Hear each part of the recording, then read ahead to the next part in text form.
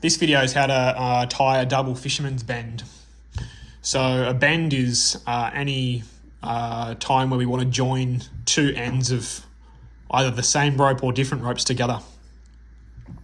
So this one's pretty simple, but there is a bunch of ways of tying this that you can kind of muddle yourself up. So I think for this particular one, having a really consistent way that you do it makes the end product a lot more consistent and kind of easy to achieve. So what we do is we place each rope in this way.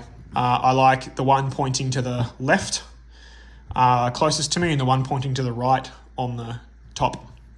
So I start off tying this rope around this one. So to do that, it's pretty easy.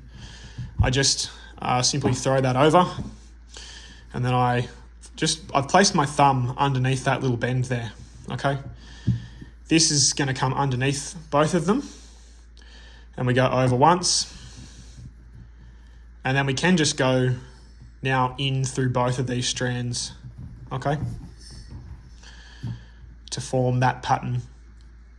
I could also have gone over that a second time, thrown it over again and through. There's not a whole lot of difference. So that's part one done. The next part of this is I actually flip the whole thing so that I just do a repeat of what we just did. So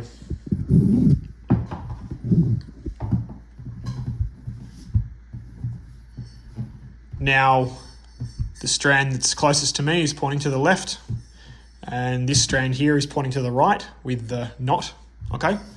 And this, you can see, slides in and out, so I can adjust my lengths if I need to. So here all I do is, again, throw this one over the top.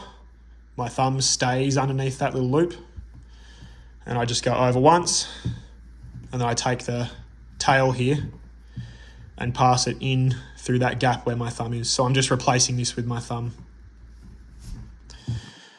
Okay, now I've got two knots tied around each of the opposing strands, and when I pull these together, they cinch down and they interlock. So you can see that there's a crisscross pattern here and a crisscross pattern here that tessellate.